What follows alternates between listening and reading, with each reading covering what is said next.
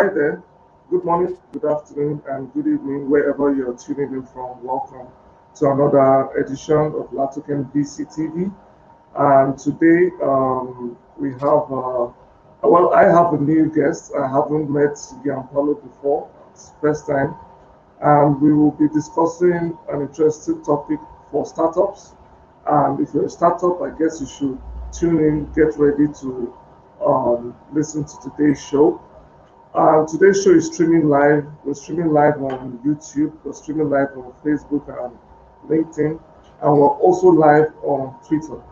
You could catch us on any of these platforms and be part of today's show.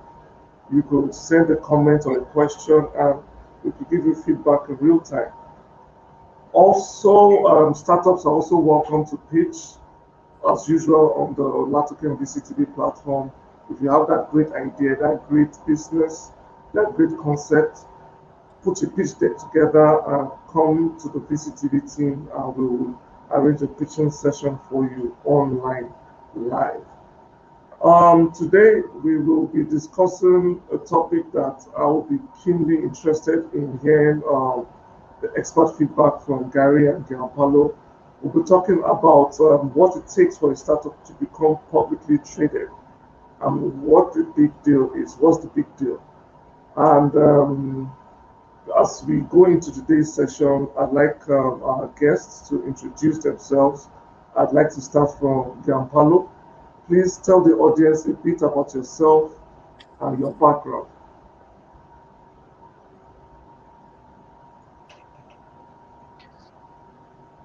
Can you hear? The connection, the connection was bad. I mean, you kept breaking up, but anyway, thank you for having me here. I'm Gianpaolo Parigi. I'm a serial entrepreneur, a venture capitalist, and former investment banker. I've been over 10 years on the primary market, so I've done IPOs and delistings and everything that has to do with the regulated markets several times over. So I'm very happy to be here and share a little bit of my experience in the market on this important topic today. Thank you very much. Awesome. Thank you for that. And Gary, please introduce yourself to the audience. Yeah, sure. It's great to be here again. Good to see some friendly faces. My name's Gary Fowler. I'm a serial entrepreneur and investor. I've been involved in 17 companies, including a successful IPO of Click Software on NASDAQ. I've been doing startups for over 30 years. I love AI and quantum. Also, I'm the co-founder of Viva.ai with Dr. David Yang out of Silicon Valley, an AI HR tech company. Today, I'm the CEO, president, and co-founder of GSD Get Shit Done Venture Studios, a premier AI and quantum venture studio located in Santa Clara, California. It's great to be here. I also have written 126 articles about AI and quantum. That's it. Awesome. Thank you for that, Gary. Ariel, thanks for joining us. Please introduce yourself. Let the audience know who you are. Sure. First of all, thank you for receiving me again, and hello to my fellow friends that are speaking here. So I've been part of a private equity group. We acquired companies that we did a very late stage VC. I analyzed over more than 200 companies in healthcare, crypto, and other industries, also in Latin America and also in the United States. Today I'm in Israel, doing many things, creating a VC from scratch, accelerating space companies, and look forward to this talk. Awesome. Thank you for that. Let's just jump right into today's session. I mean, we'll be talking about startups and why they should be publicly traded. And I think the first question I'd like to put up out there for those viewing us for the first time and joining the show is, what is a publicly traded company? I mean, what is the big deal? I mean, why would any company want to be publicly traded? Gianpaolo, what's your insights? Well, the primary advantage of being a public company is that your cost of capital will be lower. That's the baseline, single greatest advantage. So when a company needs capital to grow, the public markets offer you the cheapest capital out there. In a nutshell, this is it. And so if you want just this portion for the moment, I'll leave you just this spiel. Okay. The reason why I ask is that a lot of startups are more concerned about building their team, building their organization. So why would I want to go public? And what are the benefits of going public or being a publicly traded company? Well, okay, that's an entirely different set of issues, and I'm absolutely with you. It's not written anywhere that a startup needs to fast track to go public. Also, because going public, besides the obvious advantages, takes with itself also a lot of a roller coaster activity. Just think of this. When an industry sector is affected because of, for example, a scandal or something that's happening in the financial market, every company in that sector will be affected, even if they have no connection whatsoever or no responsibility whatsoever. So being on the public market, that gives you an amplification of your actions, and then exposure, an amplified exposure to the actions of other market participants in a way that it's unfathomable if you are a privately held entity. Normally, privately held entity pretty much live with its own burden of responsibilities, and of course it's affected by the vagaries of its own industry sector. But all things considered, if a company is doing everything it needs to do by the book, it performs well, it has a recognition. Sometimes in the public market, as I say, we can have a booster effect, because there is a Venturi effect of being sucked into a curve of growth in the stock appreciation if a whole industry is going up. But by the same token, you could be in for some roller coaster and very steep incline, which is totally unrelated to how your own company is performing on a day-by-day basis. So because you are put into a different system, in a different machinery, I don't think that there is a golden rule for when and if a company should go public. I know that there are several different points of view on this, because each one has its own merits and deserves consideration. But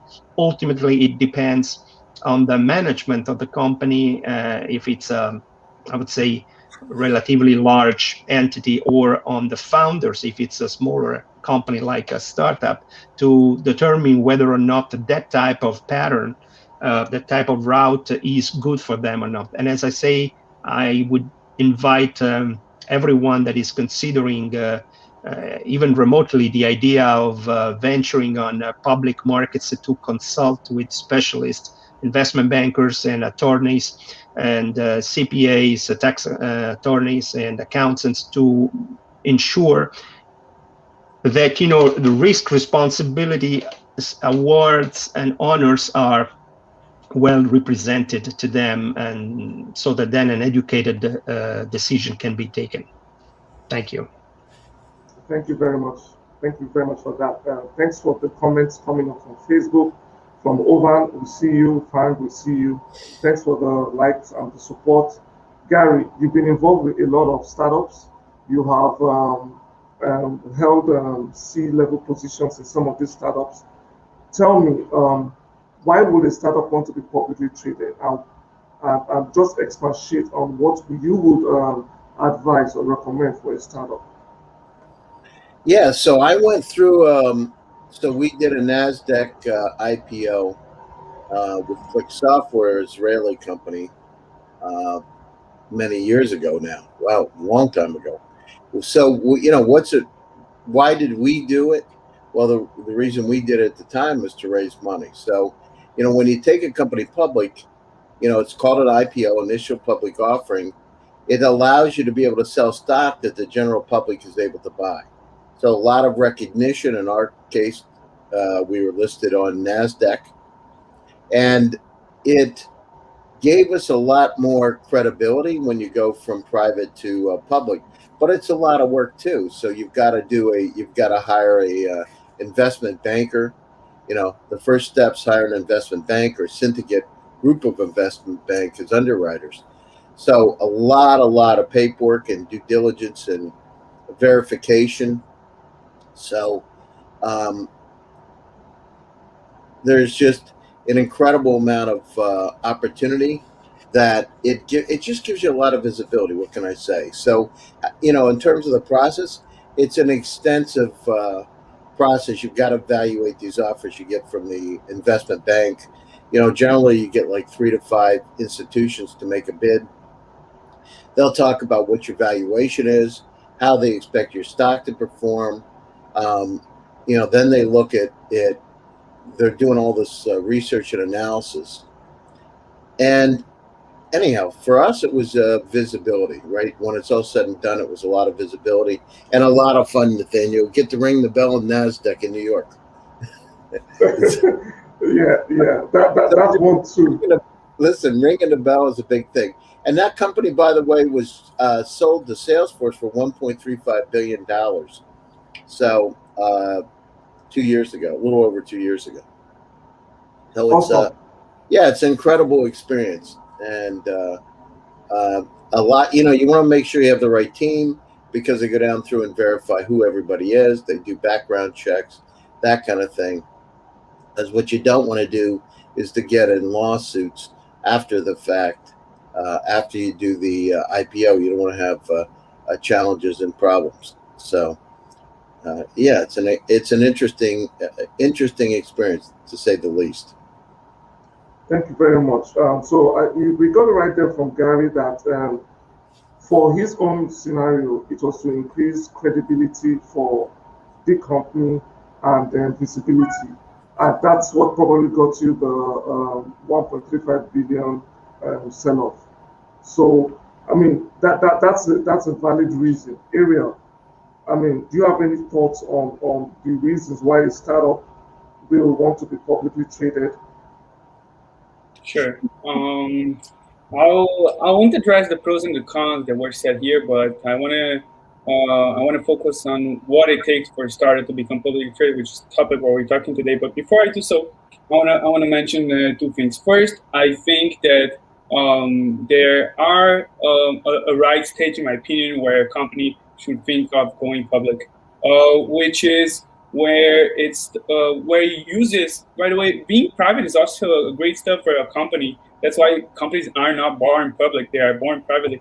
And for example, when you give stock options to employees, which can really attract great talents, is the powerful tool. When you publicly traded, that becomes something even more valuable. So when you feel that you're starting to become weaker on your options while you're private, then there's a state of thinking of going public. Other things is, as Gianpaolo said, perfectly simple. I perfectly agree. It's lowering your cost of capital. It's financial wise. It's gaining visibility, even though you could do that in other ways. But I think going public is more putting a stamp on a company and saying this company is like now completely verified, accounting wise, financial wise, product market fit wise. It's understandable now for more way less risk averse investors and very big institutional investors and pension funds and people that wouldn't get to this company before, so because was maybe considered a riskier investment. Now it's considered more a safer one. So these are the pros, but the cons, obviously, there is this cost of filing. But if you're a profitable company growing fast, you shouldn't care about that. But there is what happens to a lot of companies is there's a huge regulation and compliance with public companies, and as companies grows, there is a big effort by the company to report this and create this this filing with the SEC, a lot of attention of the company can be dedicated now to hit quarterly numbers, and a lot of innovation sometimes stop transitioning, stop being what it was when it was private. So companies need to pay attention to that. So with that being said, I think what it really takes for startups to transition from private to public. By the way, we talked recently here about specs. If a company has already a good name in the market and is really looking for transitioning fast to public company, it should really think about the spec, getting the right investor with the right industry expertise. That's an invaluable tool. But if we're talking here now just about a normal roadshow, a normal IPO, I think a startup needs to reach a place where its initial market it's well done. It has already really strong foothold in its market, and it now wants to expand to a secondary market aggressively. It gets to a point where it conquered a lot of things. It has a solid milestone behind the company, but now it wants to go. It wants to dominate a way bigger stuff. So when he hits this moment, and it's really a strategic decision. I don't think so much it's a pure financial decision to go public. When the company hits this stage, then I think it's wise for a company to go public, because in the end of the day, what are people doing in secondary markets, which is where they buy low, they sell high, they want the stock to go up. So, and when a startup go public on this moment, after the IPO is done, there is a significant appreciation of the stock because they see future value on it. But if you do that before such event or after such event, such appreciation for investors can be something that it's let's say not as expected, and it can hurt the company in the long term. So it's a really strategic thing. There are a lot of things that need to be taken into consideration, but I do think there's a more or less the right time for a company to go public. Awesome. Ariel, thanks for pointing out that there's the right time for startups to consider going public. And obviously, this is not meant for every startup. So, Gianpaolo, please, since we know this is not meant for every startup, can you give us a guide on which startup, at what stage do you get to that you realize that going public is the best way forward? And really, does it matter the exchange you get listed on? I'm sorry, does it matter what you said? Does it matter the exchange you get listed on? Okay. Well, let me backtrack one moment. I would say there's an important aspect that needs to be considered, because if you go on a website of any regulated exchange, you will see a list of parameters that you have to comply with as a potential applicant, as a potential issuer. On the other hand, I could tell you, when you get into the nitty-gritty of it, when you go granular, every exchange will present you with additional parameters, substantial parameters that you have to respect and comply with, in addition to the formal requirements that you see listed. I would say that to a degree, it could be taken even as a sort of moral suasion in certain cases, because of course, one thing is to list, a multi-billion euro or a multi-billion dollar company already, and one thing is to list a small cap, or in fact, we consider small cap companies that have a market capitalization of 3 billion. Most startups do not have that. So we're talking really more about nano cap and micro cap in our line of business. And again, when you bring a nano cap or a micro cap to the market, the moral suasion of the regulators could be exerted differently than if they were sitting in front of an established multinational or a successful brand, household name, obviously, or a financial group. So, there's a lot of differences and nuances in the granularity of the actions. There are differences also depending on the exchanges, absolutely, because one thing is if you list in an emerging market, another if you list in a completely advanced economy, and there are the industry sector you're in.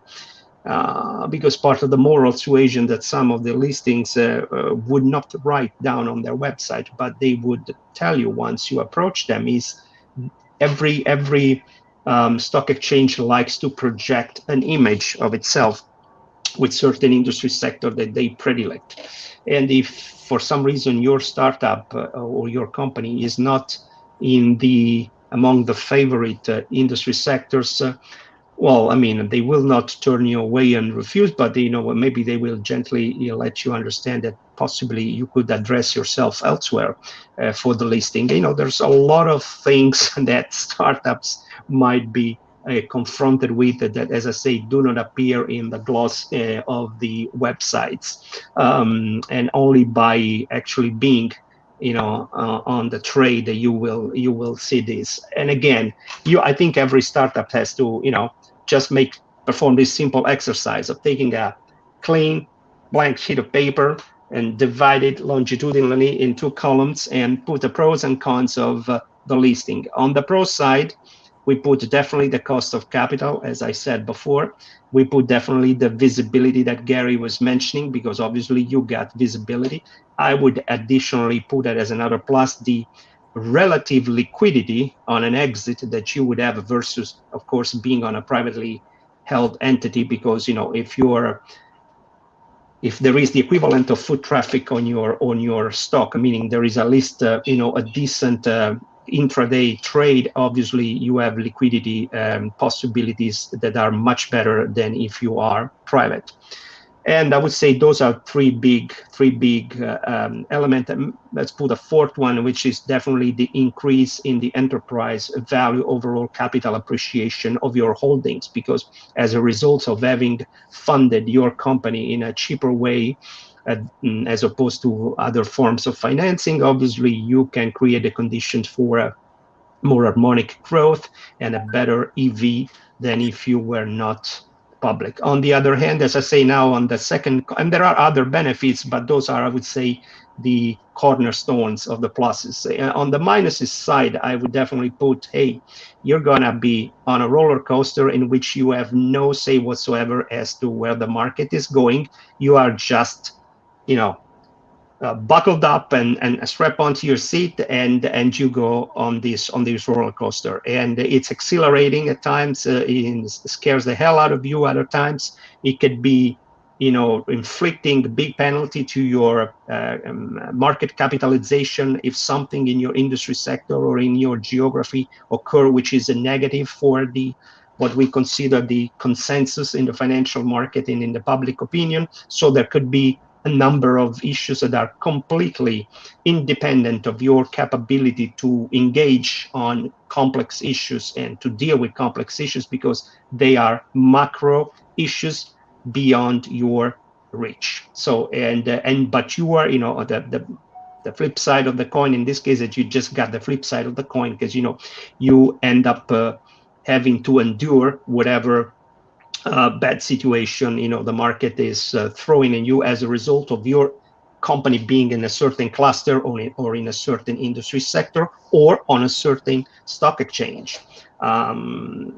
Just to remember what happened in Dubai in what it was 2008, when there was a global financial crisis, and the meltdown of many economies, and there have been stock exchanges that have been heavily affected, also reputationally, by the scandals occurring in certain jurisdictions. So, if you are in the wrong location and the wrong time, well, it's too bad. You have little or no recourse.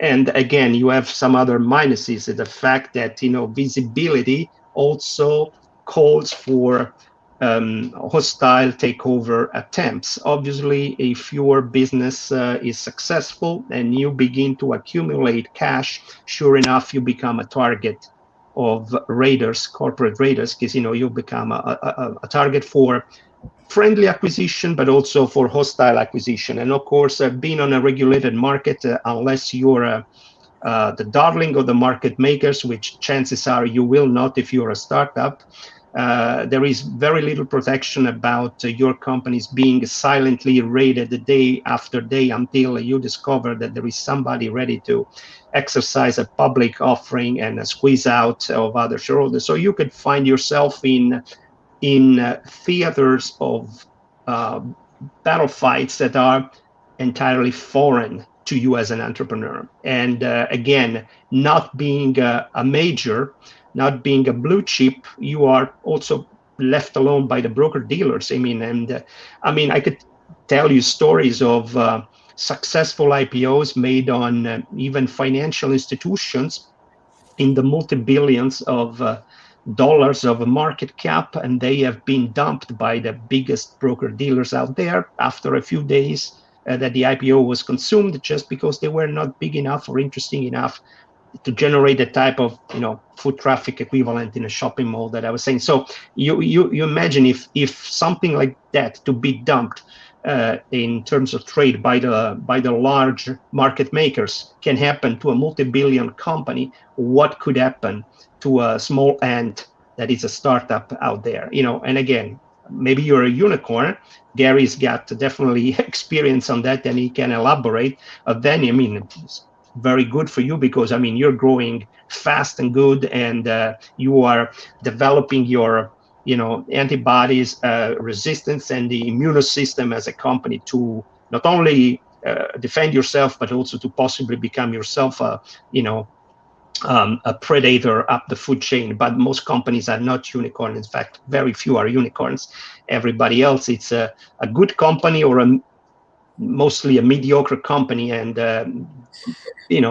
those are at totally exposed at the vagaries of the market. So on the let's say right hand side of this ideal piece of paper that I just mentioned, you could find a lot of minuses, but especially you could find some minuses that are very dangerous for your own survival, or anyway for the net worth of the founders. Let's put it like this: maybe the company can be taken over, but you can get kicked out and squeezed out. Thank you very much, Gianpaolo. That's a lot of information to process, and I'm sure our audience will be paying attention. And just in case you didn't catch some of that, you could easily go back to our social media after this show and watch the whole show over again. It will be on YouTube, it will be on Twitter, it will be on Facebook and LinkedIn. And Gary, with your experience and with your exposure, how do founders of a startup protect their company as it's going public, and how do they ensure that it succeeds, so to say? Well, so how do they protect it when it's going public? It's I'm not sure which direction you're taking on it, but when they're going public, the direction I'm actually taking is part of what Paulo mentioned about the hostile takeover thing, and it's every founder's nightmare. So, when you're taking your company public, is there a certain way to protect your baby? And how do you do that and then still ensure that your company succeeds? The one thing, Nathaniel, got a lot of obligations, right? Such as SEC reports, keeping shareholders in the market informed, what's going on with the company, your financial condition, the management.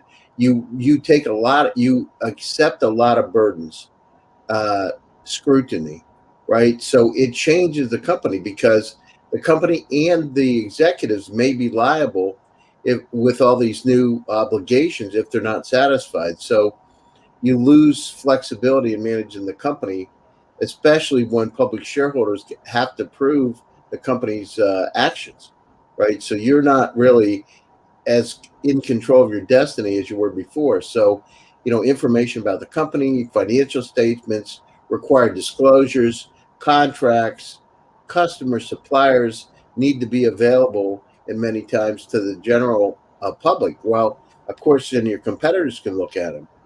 But on the other side of it, why would you do it? Well, think about it. well, one is you want to raise capital, which is what we did at Click Software, because the market had turned south. We still wanted to do an IPO, and we needed to raise capital to succeed because the market was downturning. Then at the same time, once you increase your liquidity for the stock, it allows the owners and employees, right, to be able to sell their stock to make a lot of money. So everybody wins on from that standpoint. The other thing is, imagine you're a company in a particular market, but you can really complete your solution by buying other companies. So it allows you to be able to acquire other businesses with the company's publicly traded stock. So that is really interesting. And the other thing is, quite frankly, what we did, it was a whole lot easier to attract and compensate employees with publicly traded stock and stock options to get them interested in coming on board. It really changes it. I mean, people, what do they talk about in Silicon Valley? When you go to a company, is what kind of stock, how many options do I get? What's the vesting schedule? 2 years, 4-year vesting schedule. And the other thing is, when you're going public, you create a lot of visibility, publicity, brand awareness and prestige for the company. So it really changes the dimensions of everything, and it makes it really interesting. I know for us, it gave us a lot of visibility. It was easier to get agreements together with larger companies because they know who we are. Everything was public, if you will. So, I mean, you assume a lot more responsibilities and take on legal requirements, but at the same time you raise money. So the one thing about being a privately traded company, you can make your own decisions, right? You have investors maybe or not, but you can make a lot of your own decisions. But once you go public, there's a whole lot of requirements you got to suffice and make sure you're compliant. So when you're doing contracts, what kind of contracts you can and can't do. So it's the devil is in the details. You got to make sure that you have the details correct, because nothing good is going to happen if you don't. Thank you very much. Thank you very much, Gary, for that. Ariel, over to you. I mean, looks like you have some thoughts and insights over how a startup can ensure its success after going public. Is that for me or for okay? No, for Ariel. Yeah. But Gary and Giampaolo touched on a great points here, so I'll do my best to go beyond that. And I think that listen, another thing that I think it's not talked a lot is when you're publicly traded, the contract that you get, the price offering that you get on them, the terms, you have a lot of negotiating power. You can, for example, one thing that can break a company, if we're not talking purely on software here, it's a relationship with customers and your management of cash flow. That becomes significantly more interesting and easier once you're a public company. You have a lot of bargaining power, and that by itself can release huge amount of value. Now, you don't need to go and do a secondary and bring other investors. That by itself can better the position of a company tremendously. That being said, also something that we need, I think, to mention on this talk is what's thought about going public today. Going public today, it's thought about because maybe the boom on the startup world is that you grow a lot, you become like a unicorn privately, and then the IPO or the SPAC or going public is that event that all the private investors are waiting for. Their exit, and on the same boat, it is another fundraising for the company. But there are a lot of companies we can't forget about them. They go public when they're small. Actually, when before there's that huge amount of growth, and there are those unicorns. It's not a rule. I think it's more of an exception today. But that exists, and I think that needs to be on the radar. There is not one and not two examples of companies that were public and nobody looked at them. We weren't even trading on NASDAQ. They were trading over the counter.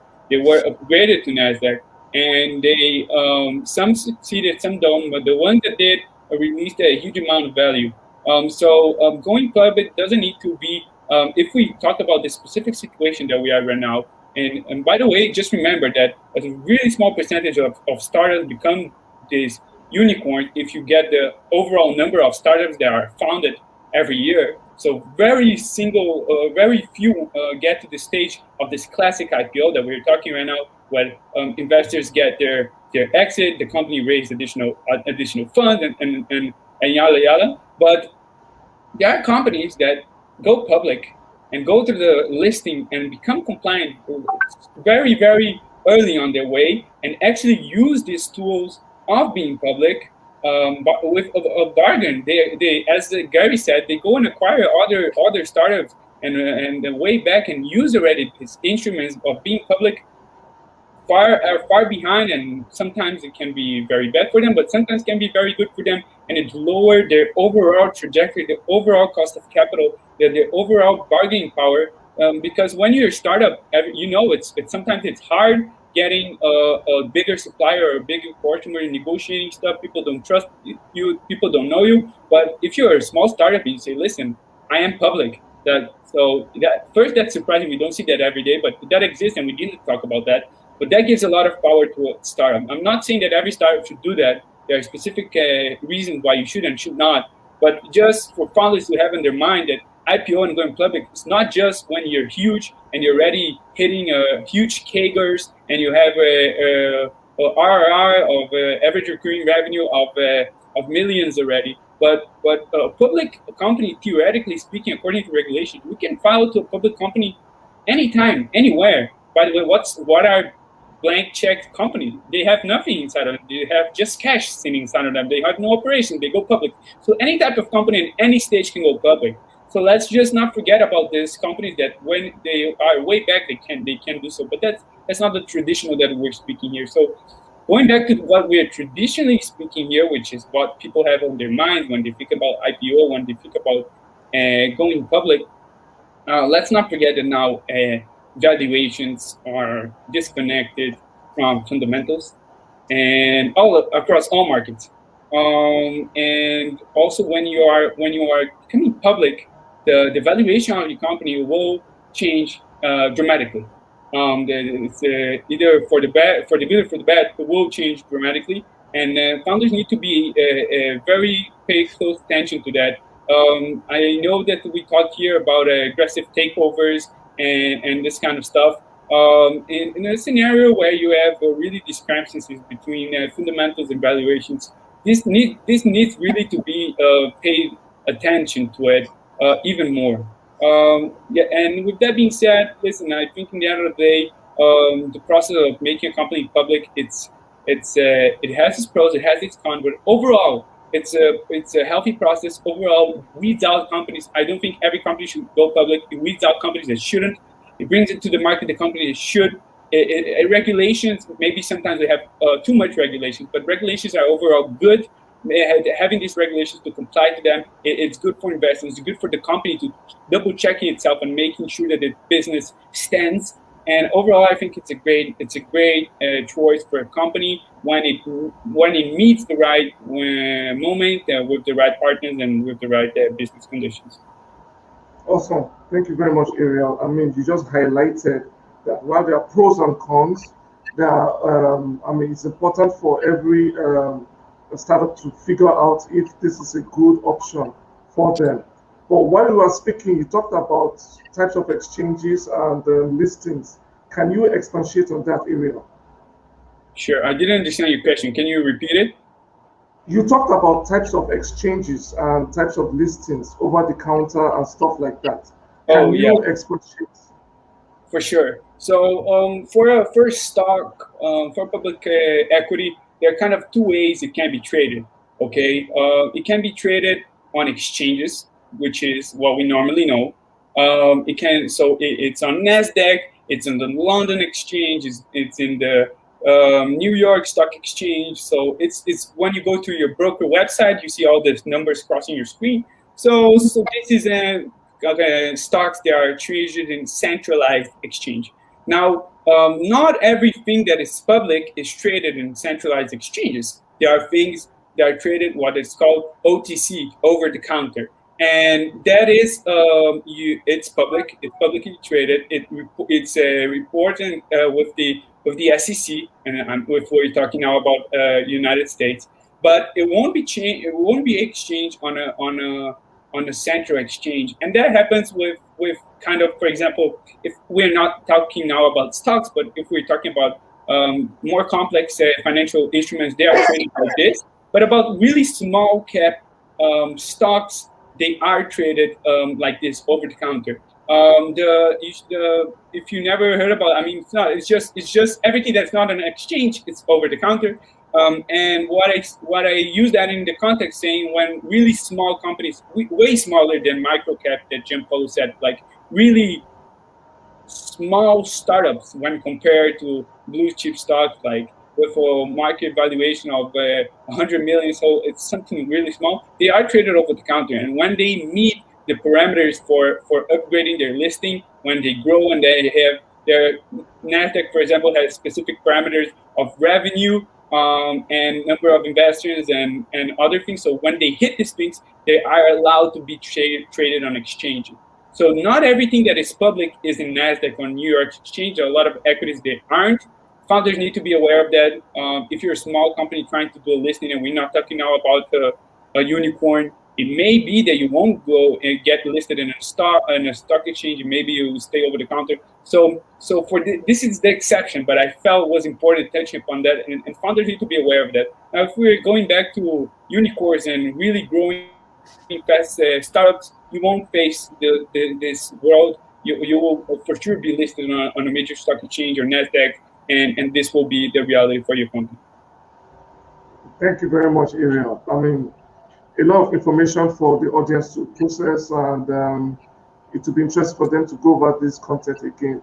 Guys, we've come to the end of today's session, but Gianpaolo, please, what are your parting thoughts and insights for any startup founder watching this show right now?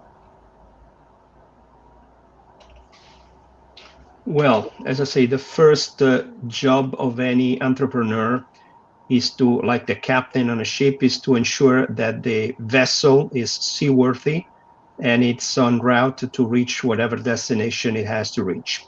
This is the first job, because fundamentals always apply, and even prior to deciding whether or not the company should remain private or go public, the founders, entrepreneurs have the obligations towards themselves, their investors, their employees, and the stakeholders at large to ensure the survival of the business and possibly the growth of the business with a sustainable model that can be vetted and validated irrespective of the fact that the company remains private or goes public. Because, if a model is viable, it's viable. Once a company can generate revenues sustainably and possibly increasing margin over time, other options may present themselves. And as I say, I think that would be the right moment in which to consider whether or not at the bifurcation on the road you have to go left or right, stay course or alter course. But until you don't have a really viable business model and solid revenue generation, I would definitely not recommend anyone to even remotely try and going on to even the OTCs, like Ariel is mentioning. OTC has a lot of advantages, for example, and OTC equivalents in the other markets outside the United States and Canada, because those markets are characterized by a very limited.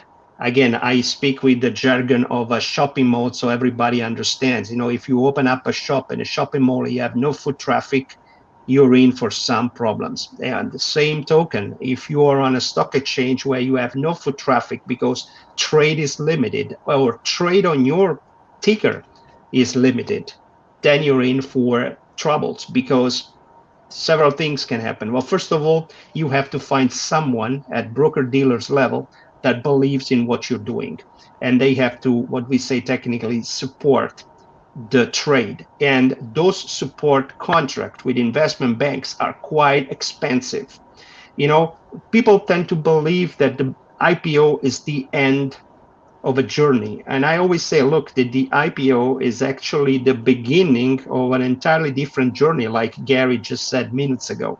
It's like you change sport. You go from basketball to volleyball. Yes, there is a ball, but the rules are entirely different. I mean, you're still dressed in your, athletic outfit and gear, but it's totally different rules of engagement. And there are some similarities with what you did in the previous sport, but it's a different sport altogether. So, as I say, having support costs a lot of money in the fixed expenses and fixed fees that you have to pay, irrespective of the results that you may get. And also, then you have variable costs and fees associated with that. And it still may not be enough to guarantee your vessel to remain afloat. And the second thing that can happen, if your vessel doesn't stay afloat and is at risk of sinking, of course, the watchdog on that particular stock market may suspend trading on your stock, and you may be more or less, then, depending on how things go, forced to even do a delisting. So there's a lot of very costly situations from which you have no escape. Once you're in on that track, you gotta go on that track. And again, if you entered the field without having very clear ideas, and moreover without having a sustainable revenue generation model, you're in for some very, very bad awakening, a rude awakening, and costly awakening. With that said, I thank you all for joining me today, and I will leave you with that. Thank you. You very much. Thank you very much, Gianpaolo. A lot has been said, and notes have been taken, I'm sure. I've taken notes. So, Gary, final thoughts, your insights to start. Yeah, so Gianpaolo's right on target. I would just say I compare it to the difference between, playing sports, on a playground and the Olympics. You get out there and you start to play, and you got a lot of competition. It's a lot harder, but there's a lot more rewards. So the key is to be able to win. There are a lot more financial responsibilities, but at the same time, there are a lot more rewards. So it's exciting times. It's not for everybody. Some people want to have businesses that stay private, that really are more lifestyle oriented, if you will, that have private investors. That's cool. But, it's a challenge. Do you really want to win the Olympics or not? And so doing an IPO is like that. So you can reach me, Gary Fowler, on LinkedIn, Twitter, my shows. I've got, I do about anywhere from 17 to 20 shows a week. So tune in. And yeah, great to be here. Thank you. Thank you very much, Gary. Lovely insights. Ariel, we come to you before we go. Final thoughts. For sure. So to close this discussion, I agree with everything that's being said here. I think that it's not for everybody. I think it's a really healthy process. I mean, if your company decided to do so, I think it's a huge addition to the markets when it becomes public. It's a new equity. It's a new flash. It's more competition to the market, and for the final consumer and for investors, the more equities and the more companies in the market, the better. So I think it's a really good process. It's not for everybody, but agreeing with what Gianpaolo said, your company needs to be 100% ready. I mean, don't see IPO as an exit, and after that you're gonna just have a good life with that cash, and you'll have a good cash compensation if you position yourself well before. So, but I totally agree with what was said here. It's just the beginning of another journey, and I think that the most important thing, shall you decide that this is what you have for your company and this is the right step, make sure to get the best advisors. Make sure to have a really solid legal team. Make sure if you were a company just really focused on product and marketing and a lot of things that started need to focus and develop to make this the startup really scale. Now you're getting to another league. You have to invest time and effort and capital in developing a good advisors, a good legal team, a good financial team, really good foundations for the business. If you didn't have yet, to be able to go through this IPO successfully and to have a good time in the public markets. With that being said, I thank you all again having me here. You can find me on LinkedIn as Ariel Fogelman, and hope to see you all soon. Thank you very much, Ariel. Thank you very much, gentlemen, for being part of this show. Thank you for your contributions and insights. I'm certain that the audience had a good time, and we'll definitely come back to this video on our social media. And I look forward to having you guys at the next show sometime in the future. Thank you very much, and bye bye.